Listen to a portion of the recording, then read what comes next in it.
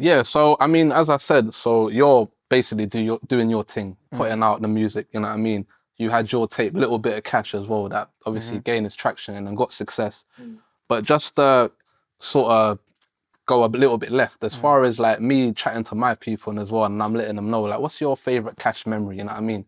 On a common consensus kind of thing, innit? Where we're just trying to basically like give out ideas regarding yourself. Yeah. And it's almost unanimous as far as all of them remember that freestyle for SBTV. Okay. Do you know what I mean? So Okay. 17-year-old Cash, you know what I mean? With the shades and the, you know what I mean? You know which one I'm talking about, innit? Which one? So what are you saying? No, you can't recall? There's a few of them. F64. The F64. Oh, yeah, nah, Yeah. do you know what? That's what I'm saying. Do you know, all right. Do you know why it's mad you saying that? It's unanimous, bro. But this is what I'm saying. Watch this now. Watch this now. That's within your brethren, your friendship group. You see, if you ask a different, basically, that's when we've kicked into a second gear. Okay. There was a gear that even we had to get into a certain place to even get an F64. So some people Talk about it. It was the first one was like the Champions Freestyle. That's Link Up TV. So we've gone and we've done the Champion Freestyle, which is basically like Chris Brown and Chipmunk song. And I've done like my own version of it basically like on the Freestyle platform.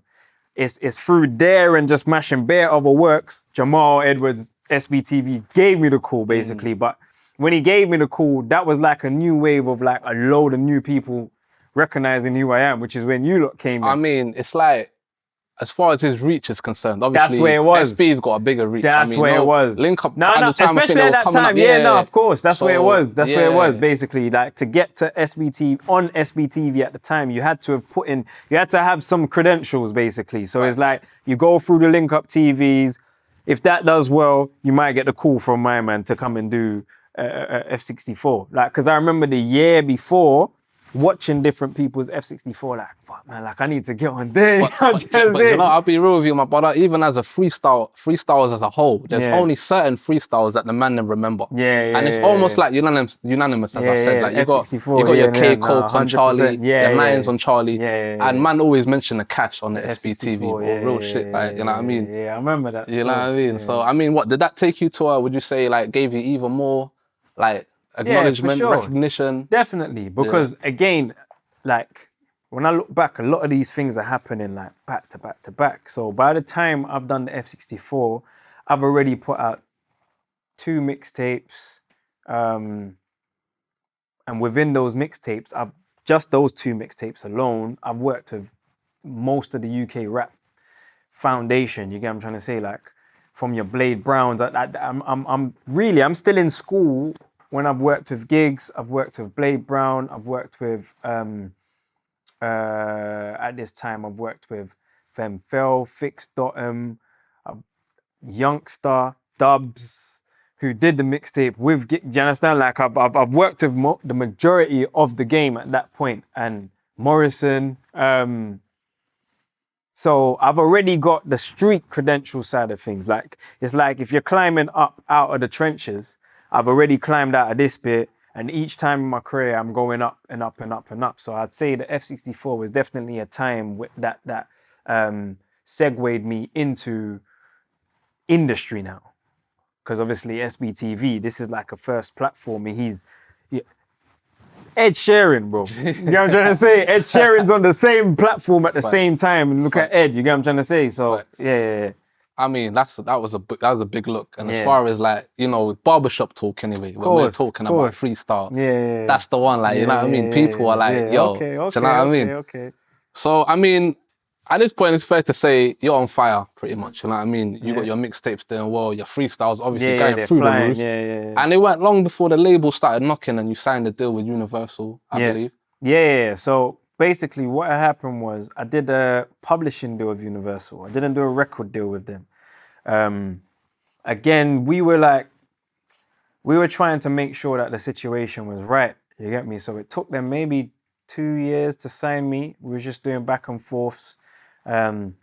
Me making sure that I can get access to what they're saying I'm going to have access to eventually. I mean, not even what they're saying, but what I feel like if I'm coming to these meetings with you lot and I'm playing you lot the tunes that we're doing, I'm like, bro, I swear, that producer is saying to you, like, what, can't get in a session with my, you understand? So we're doing sessions now with producers that are already signed, and it's universal. So you're having producers from America come over. They don't have a clue who the fuck I am, just like I don't have a clue who the fuck they are.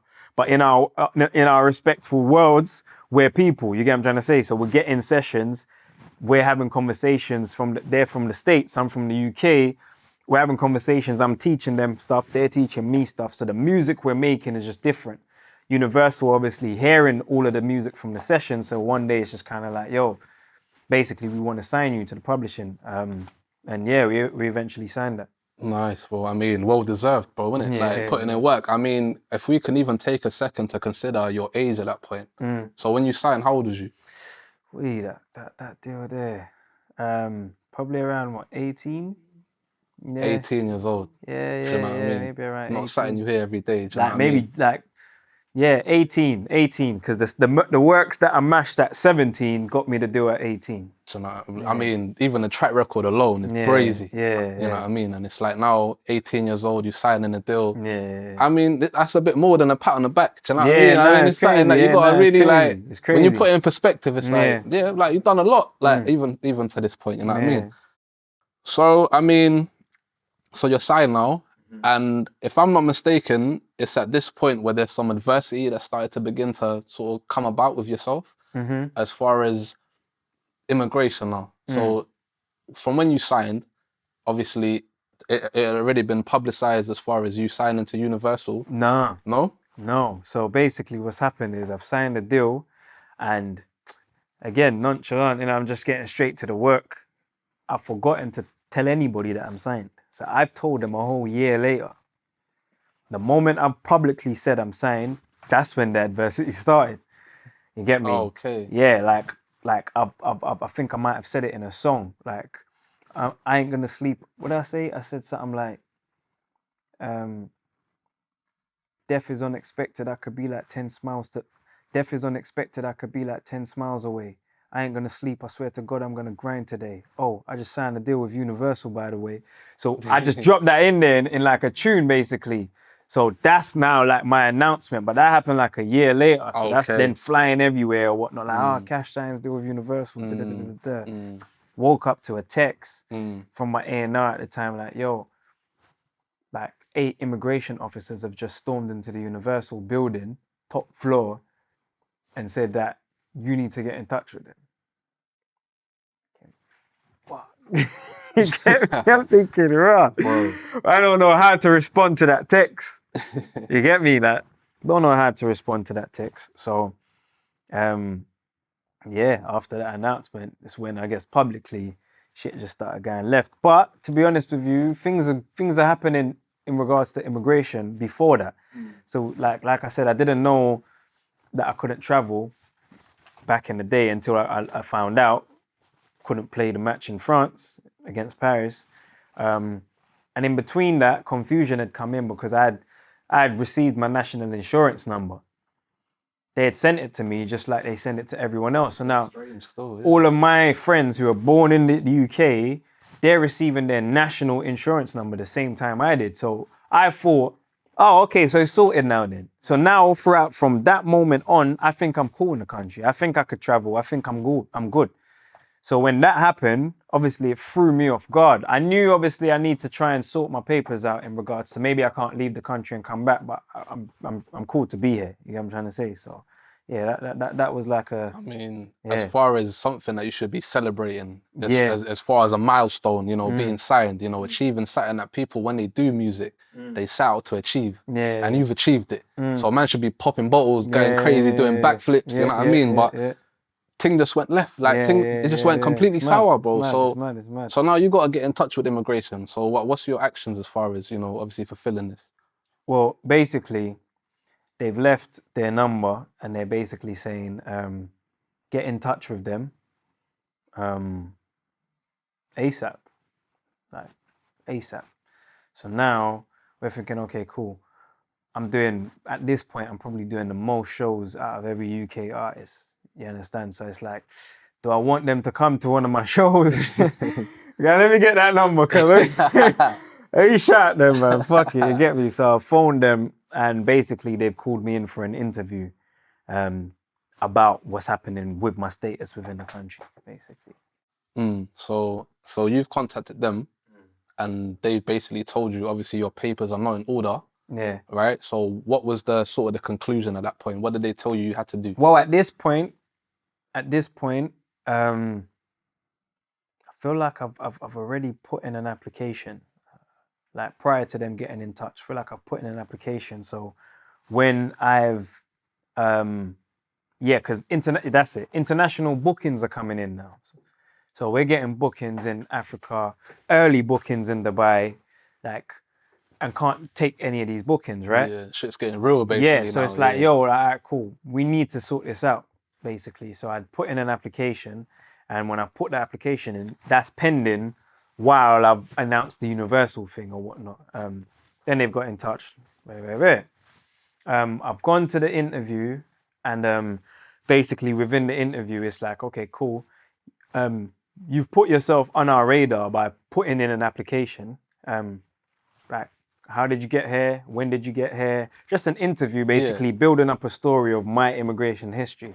And I'm selling it to them. I'm like, yo, like, you get me, like, been here from young, I'm an inspiration to the youths. You get me, like, we're selling it to them, like, I do music, I'm a musician, etc., etc., etc. A successful one. A successful one. What I mean? You understand? Like, so at this point now, I feel like I had switched the name to Cashtastic in case this moment happened. So earlier on, the songs with gigs, all of that early work rate, it weren't Cashtastic yet. It was just Cashh. Oh, okay. Right?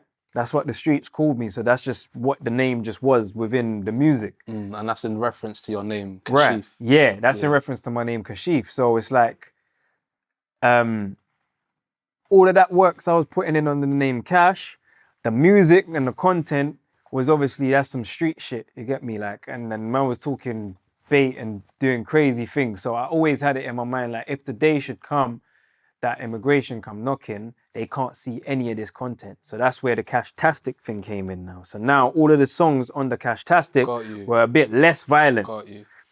Just in case this day happened and then this day happened. So now I can comfortably sit in front of them and say, yeah, I do music, because they're never going to see the Cashh stuff because they're not going to search Cashh. Makes sense. They're going to search Cashtastic. They're going to see Gaston the Rave with Krypton Conan and all of it. They're going to see nice songs. You get what I'm trying to say? Yeah. And I respect it. Like, yeah, I mean, you sort of covered your tracks pretty well. Just in case that rainy day came, and it came, you get me? So what was the agreement that you had with immigration as far as you resolving whatever discrepancy that they have? Like, so what's the agreement now? It was basically, the conclusion after that interview was done was, you have an application in already.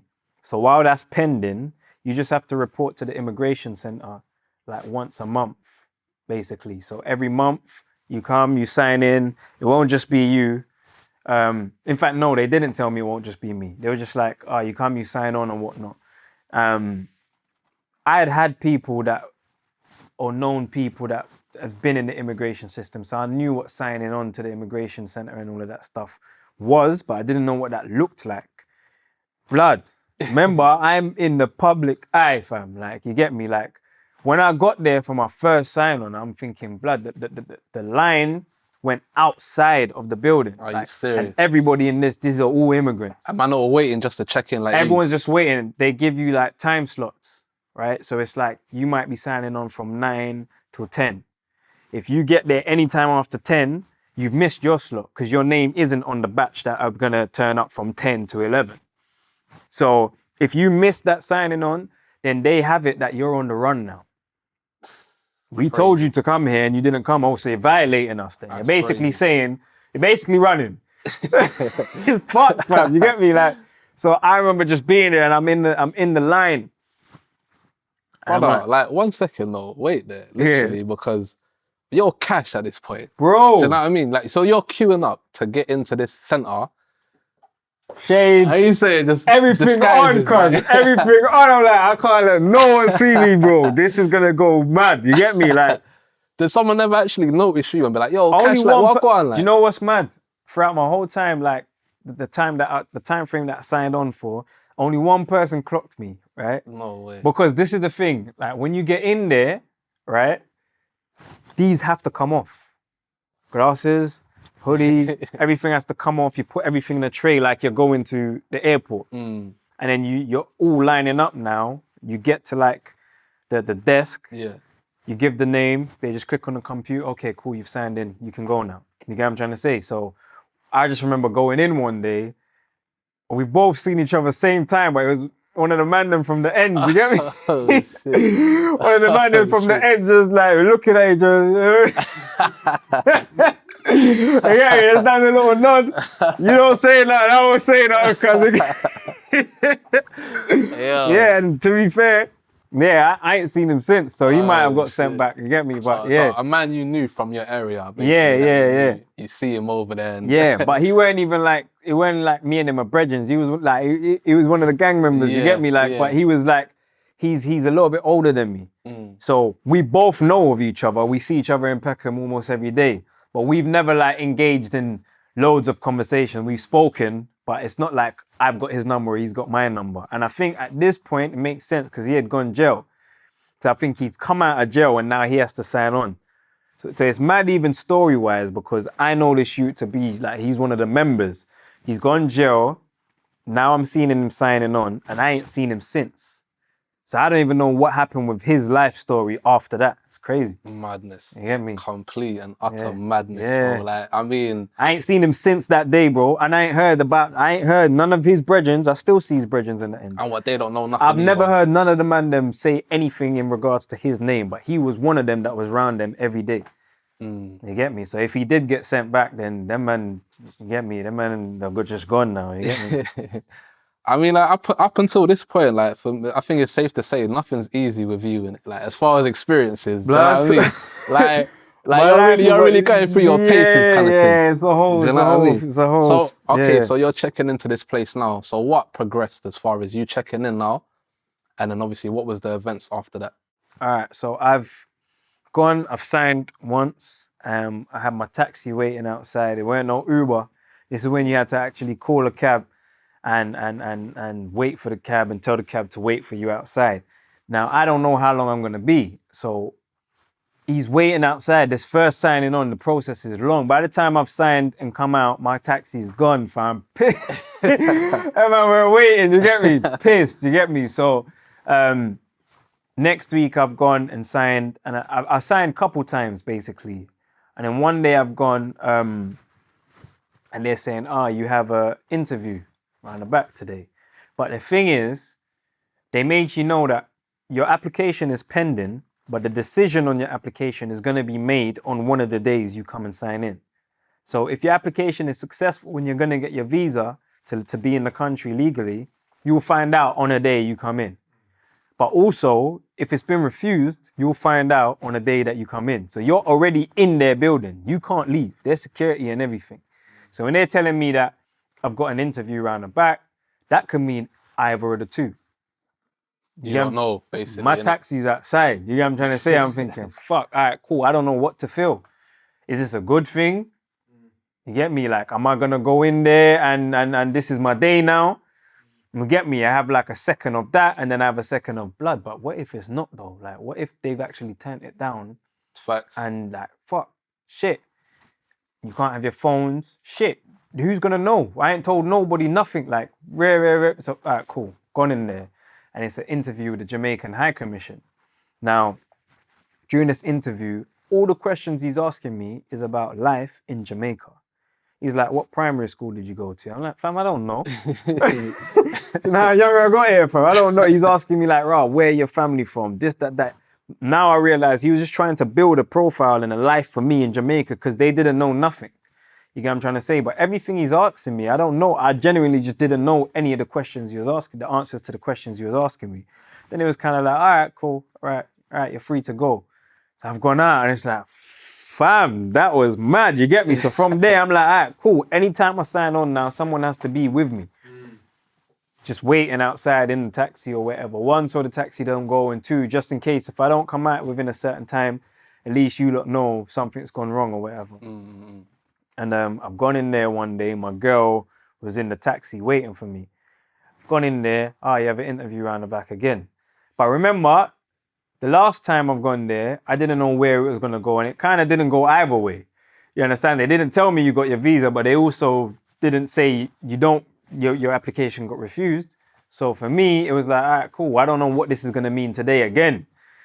The last one was all right though. You understand? Like I'm thinking more, all right, I'm gonna be accepted for my application because they asked me questions about Jamaica and I never had shit to tell them. So you can't send me back to a place that I clearly don't know anything of.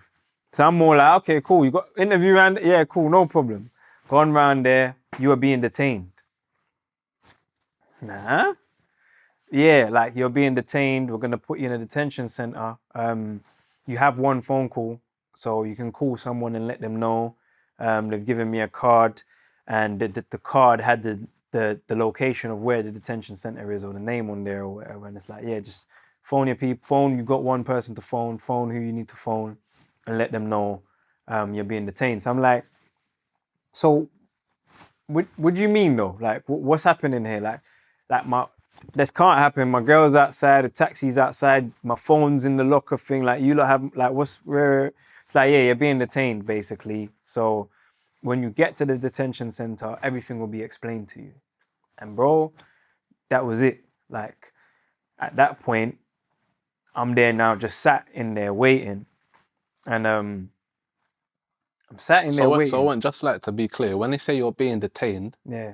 do they have like a vicinity within that building where they keep man that are just basically No. So they're transporting you to somewhere else? It's basically like they're sending me to jail. Oh, okay. Realistically, that's where it is. I'm just in this building. For example, let's say like you're on probation and you go sign on at your probation place.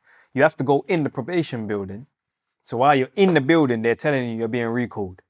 So you don't get to go back outside. They're saying to you, you're going to jail. You're going back to jail, basically. So I'm in the building, and it's not like you're locked in any cells or anything. It's just a normal building, right? So you're kind of like you're at the back of the building, and you're just sat until they've collected everybody who's being detained that day. So you're there for hours. I can't remember. I think my time might have been from maybe 11 to 12. That might have been my slot. So I'm there from between 11 and 12 p.m. And I don't know what time their last thing might be at 5. So I'm in the black until 5 o'clock, basically. And Mad. It's fucked because this is the middle of my campaign for my project, Alarm Clock. Yeah, I mean, the timing couldn't have been any worse, innit? Bro, like literally, today I can't be detained today. I got to go and link Mr. Jam. I'm going on the radio station, BBC One Extra. You get what I'm trying to say? Like, it's important stuff. Like, all of the stuff we spoke about earlier, from the working with gigs, putting in the work, mixtapes. Mr. Jam is a big DJ, blood. I finally have an opportunity to go on his show. And you lot are detaining me today. And I can't tell Mr. Jam either. We can't tell nobody my situation. So we're going to have to come up with some excuse to why I'm not taking this opportunity that I am being granted. You get what I'm trying to say? So crazy, bro. Wow. Yeah. Crazy. I mean, as I said, bro, the timing of everything. I mean, you having an opportunity, you got a deal now, you're signed artist on top of your game, you know what I mean? And it's like at this point where you should be really further establishing yourself, you got this mad adversity, bro. And it's like, I mean, you know, it's only telling, this a testimony to who you are as a character, I mean, you know what I mean? But I mean, we're gonna get to that anyway, as far as the outcome, you know what I mean? So as far as like what led up to the actual deportation, like what was the events that led up to you? Now they're telling you know what, boom, it's a dipping thing basically. Right. So as I said, I'm mid-campaign for my album basically at the time, my project at the time, which means there's loads of different marketing stuff that we've arranged to happen. Hence me going on the One Extra show on BBC, all of these things. They're all lined up, right? Mid-campaign, the project's out in a week. I've been detained the week before. So I'm now in the detention center. They've transported me. I'm in the detention center, and it's prison. It's basically prison. You get me? Like, and I'm in here. Everyone in here knows who I am. Everyone. You know what? Yeah, that's the key thing as well. Like I was gonna say, like they must have Everyone's recognized. confused. Like, what the fuck are you doing in there? You get what I'm trying to say? Because it's not like prison. It's not like if an artist goes to prison, He could be in there for anything. You're in a detention center, bro. You are illegal in this country. Specifics, like, specifically, you're about to leave any minute now. You know what I'm trying to say? You get me? And then what's made it mad is because I'm mid-campaign, my songs are playing on the radio. So I'm walking on the wing. Way. I'm walking on the wing. I can hear that radio station playing my song. I can hear the DJ like, oh, this is Cashtastic's new song. Coming from his new project, Alarm Clock. He's going to have a big year ahead of him. And I'm thinking, blood, you don't even know where the fuck I am right now. I walk on another, like, past another man's cell. He's watching the TV. That's my music video on the TV. You get what I'm trying to say? So it's weird for people to, as much as a lot of people knew who I was, it's a different world in there. So there's a lot that didn't know who I was as well. A lot of elder people. And they're looking at their TV and thinking, wow, is that the man that just walked past? I literally see a man you get it, like, I walked past his cell. He's obviously facing the TV. So I think it was a brother from where was he from? He was from India. He's not seen that I've walked past the cell while he's watching the TV. But as I was in there, every other moment I look at him, he's looking at me, trying to, like, I know why he's looking, you get me? He doesn't know I've seen that he's seen the video. Yeah. But every now and then he's like, I know I've seen this guy's face before, but yeah, bro, crazy. So I'm in there and they've slid a letter in my cell basically saying, your flight has been booked. What, they slid a letter in your cell? Yeah. Wow. So let's say that I got to the detention center tonight. When I woke up in the morning, a letter has come underneath my cell. Picked up the letter and it basically said you have a meeting downstairs. I've gone downstairs. I've gone into the office with the gov or whoever is in there basically, and it's like, and people aren't human beings, bro.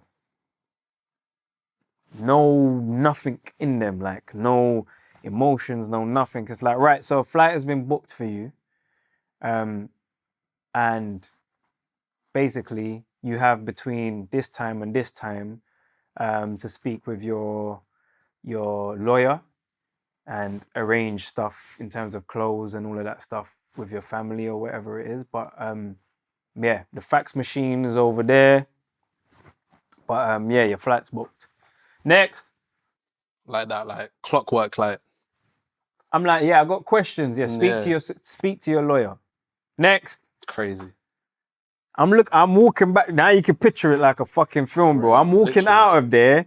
I'm walking out of that office, looking at the thing like confused, past a queue of everyone that came in last night, about to go into that same fucking office, bro. Them man are looking at me. I could see them looking at me like, what the fuck did he get? I'm looking at my thing, walking back to my cell like that. I'm looking at the date. I'm like, that's the same day my shit's supposed to come out. That's the same day the project's supposed to drop. No way. What the fuck? So they're dipping you on the day on the release date of the project, bro. Crazy. Remember, I'm mid-campaign, fam. So obviously the first Speedy Gonzalez, get that lawyer right now. Bro, I don't know what the fuck you're gonna do. Well, you need to do something ASAP, man. You get me? Like, bro. So now, like, going through like different paperwork, a lot of money, spending this, that. Eventually applied for bail, got bail. Like, there's obviously a build up to that. I could give you that, but like, I've got bail. Long story short, they gave me bail, and my only bail condition was they were trying to get more. Like, the prosecutor was basically saying to the judge, like, yo, this guy's been arrested for attempted murders. This guy, like, they're bringing up incidents from in the school playground. You get me? Like, things I got excluded from school for. Like, they're talking crazy. They're talking like he's been arrested for knives, weed. Where, like, you don't want to give him bail, basically. You get me? Like, judges said to me, like, oh, what do you have to say about this? I'm saying, like, Your Honor, all of those are no further action cases. I never got charged for any of these things. You get me? So clearly it had nothing to do with me. So he's looking back at the prosecutor now. They're saying, yeah, we had a feeling he'd say that. Basically, there's witness statements of him. They've spoken about some incident of me going into a place and letting everyone know that if anyone speaks, what I'm gonna do to them and rare. So they're basically saying to the judge, like, the The only reason why he never got charged is because of witness intimidation and all these type of things. But I mean, as far as legalities is concerned, a man needs to come with some evidence from when they're gonna say that. But this is it. This is it. You get me? So when they're saying all of that, the judge is like, well, if that's all you got, then cool. Next. You get me? So the judge was saying to me, he was literally saying to me, like, he doesn't, looking at my paperwork and everything, he doesn't understand why I'm in this situation. He said, if today was based on me, like, granting you your visa, I would give it to you. But it's not. It's based on whether or not I'll give you bail. So I'm going to give you bail, basically go and sort your stuff out. You get So me? what, the bail, was it a mad thing or like? So my only bail condition is to do the same reporting. You understand? The prosecutor was trying to get me on, like, my ankle bracelet, my tag. Monitors and that. You understand? They're trying to get me on loads of different things. The judge is saying none of that's necessary. He just needs to report once a week. So that's my only condition, right? My only bail condition. Bit of a break, innit? Like, yeah. You understand? Yeah. So I've come out now, and the day before going to sign on, this is my only thing. My only bail condition is to still sign on to them once a week. So the day before I go to sign on, obviously tomorrow is important. It's my first thing. So I've made sure I've gone bed early, the taxi, everything's patterned. You understand who's gonna come with me, all of that. I get there, bro. You're being detained. What? You're being detained. Yeah, but for what? For breaching your bail condition. I'm saying, but my only bail condition is to report here, which is where I am right now. And it's not like I'm late or anything. Like, I'm early. I'm probably first in line, bro. You get me? This shit's important. I weren't trying to get sent back to the detention center. So I'm here on time. Like, what do you mean I've breached my bail condition? My bail condition is to report to you lot, and I'm here right now. I'll speak to whoever you need to speak to when you get to the detention center. And that was it. This time, they've shipped me further to a far detention center. Like this, so, they basically shipped me to Dover prison, bro. You get me? Like, so you had no say over them. These accusations about you and your, violating your bail. Like, is there? You can't even tell them, like, yo, like. I'm trying to, and they're telling me they're not the ones to tell. The person I should tell is at the place I'm being sent to. So speak to them when you get there. No names. They ain't told me who the person is. Like, when you get there, figure that shit out. But I'm just here doing my job. They hit you with it. I'm just doing my job. You get me? Like, I'm just doing my job. So obviously I'm like, the fuck? My mind is spun now. We spent a lot of bread to get me back out here on these streets.